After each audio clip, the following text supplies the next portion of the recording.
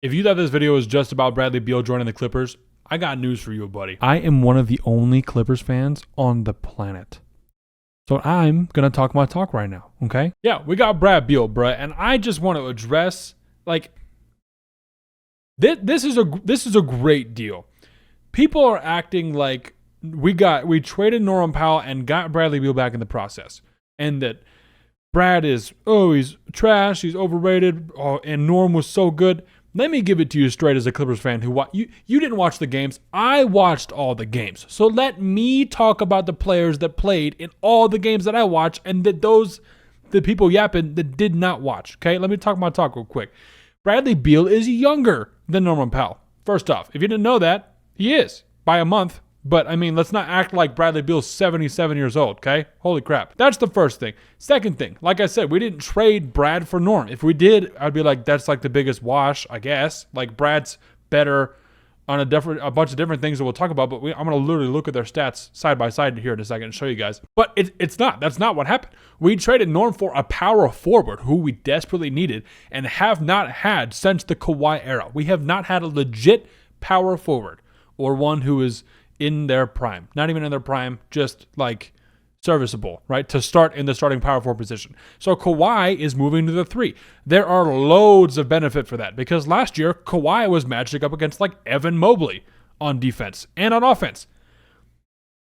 That's not what he's supposed to be doing. He's a 3-man, right? So him going to the 3, getting John Collins, boom. And then we basically keep, and maybe I think it's an upgrade, we upgrade Norm.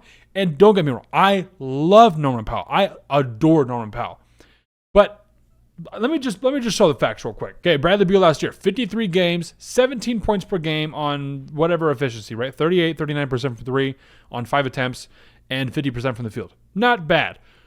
What is Norm? Let me preface this by saying everyone's saying Brad Beal, injury, doesn't play, isn't reliable, not efficient.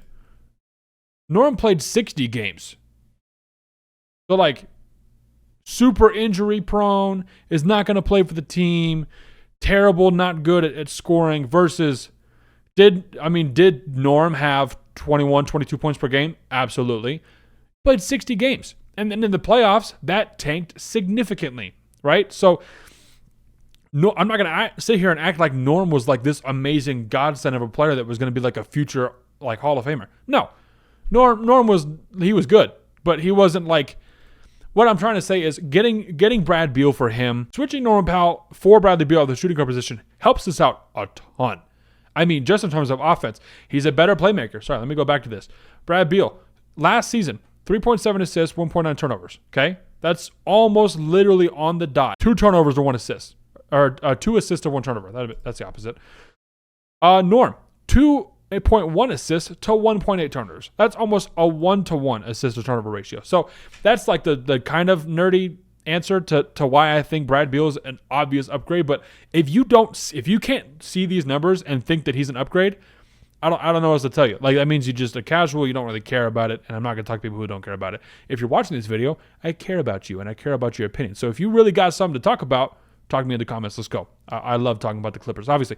But once again, if you thought that this is just a video about Brad Beal, no. This is a video about the Clippers being contenders. Brad Beal just joining the Clippers doesn't like tip them over the edge of like, oh man, they were kind of good before, but they're going to be really good. We were good last year. We took the Nuggets to 7 games, who in turn took the Thunder to 7 games. So does that mean that the Clippers took the Thunder to 7 games? Maybe not, because Jokic was insane. But, I mean, think about it. If the Nuggets actually had a bench and were fully healthy in the starting lineup last year, do they beat the Thunder? Maybe. Like, I'm not going to sit here and talk about hypotheticals, but the Clippers were not bad. We were the 5th seed. There was like a 4-team tie at the bottom of the West, and we were the ones who freaking went, I think it was like 8 for 13? 8 and 5 in the last 13?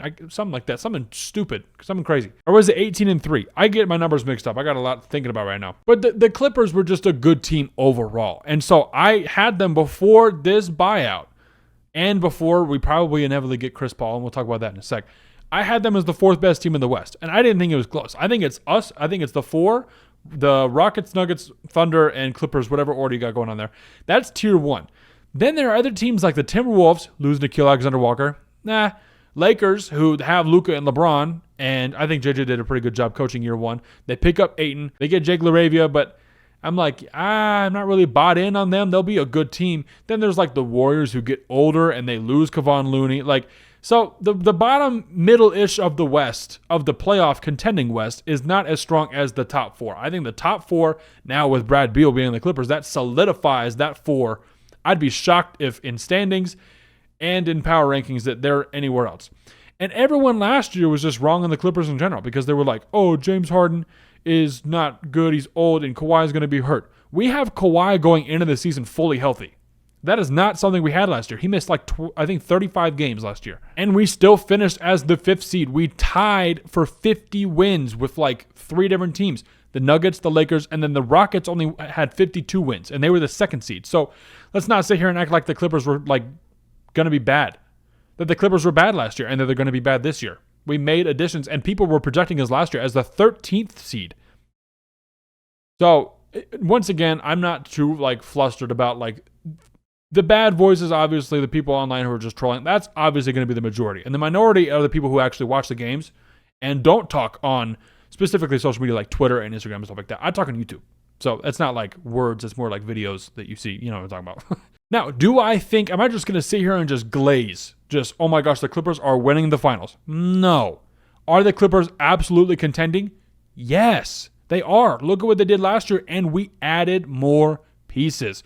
Brook Lopez was like, I can't believe we got him. That was an insane backup piece. And he's not going to be like an amazing guy, but we only need him to play 20, 25 minutes a game with, I think, one of the top 5 centers in the league. I mean, let's talk about it. Zubac. You got like Jokic, Wemby, Cat. I'm probably missing somebody, like maybe like Bam. Zoo's up there right now. You got Chet. Chet's a 5, I guess, right? So, but Zoo is definitely one of the best bigs in the league. So to just have Brook Lopez as a backup is crazy. And then the starters that we had last year to move to backup was insane when we already had a really good bench. Now we move, our entire bench is Chris Dunn, Bogdan Bogdanovic, Derek Jones Jr., Nico Batum, who is amazing. And if we get Chris Paul, that adds 11 guys who have a legit shot to actually get minutes. And that'll be interesting to see. I'm on the fence right now about getting Chris Paul because I'm like, he'd be really good to have off the bench to facilitate and stuff because I don't trust K. Dunn or Bogdan as much as I do Chris Paul. But then there's like the defense thing where I love what K. Dunn brings and offense with Bogey. It's a solid team, dude. It's a really, really good team. Well-coached team. We were the top, the 3rd best defense in the league after being like the 16th, I think. So I just love this organization. They've done a lot, and everybody is on a 2-year contract. So we have 2 years. It's not like we're going to keep contending until the cows come home. We've got 2 years. It's this year, next year, and then we'll see at the end of 2027. Like it's going to be wraps. We might do a complete rebuild. That's the way all the contracts are looking, from Harden to Kawhi to Beal, who, by the way, went from $55 million a season to $5.5 million a season. That's a steal. Norm was going to get like, I think 26, 27 million, something like that, like in the mid-20s. Don't quote me on that. I can't remember. It was a lot more than 5.5 a season, right?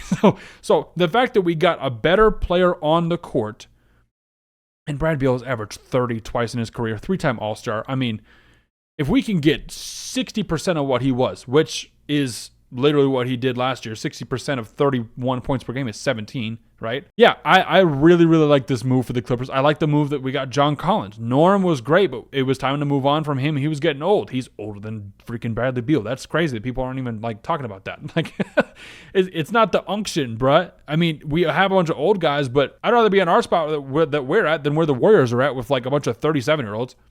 And they lost pieces. They haven't done anything. We've done a ton. So the Clippers, don't be one of those guys that's gonna be like, oh, they're gonna suck, blah blah blah blah blah. And I have to be like, we're gonna be good. Are we gonna be the best? No. But join the team that is gonna be actually good in the West this year. If you're not a Thunder, Rockets, or Nuggets fan, the Clippers are gonna do something special, and you should be on it early. You can be on it right now.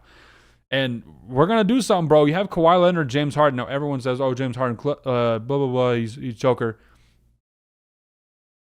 I don't know, man. He's still really freaking good to win in the regular season, and then we'll see where Kawhi and the lineup can take us in the playoffs if he sucks. And he didn't even suck until like the last game last year. So yeah, I think that's pretty much all I got for today, bro. If the Clippers get Chris Paul, I might do another video on top of that. But I've been waiting for this acquisition to encompass what my favorite team has done in the offseason and what they're going to continue to do. All of the young guys in Summer League, I went down on Monday, and they looked really good. Are we going to play any of them? No, because our lineup is freaking crazy. So, yeah, that's all I got for today, bro. Let me know what you guys think in the comments. Desperately, like, seriously, I'm going to talk to you guys in the comments. I will talk about it with you in the comments, not on social media. Come, let's have a little. I'm trying to create a little community here. That's why I'm on YouTube and not just on freaking Twitter, just yapping. So that's what I like to do. That's all I got for today, bro. We out.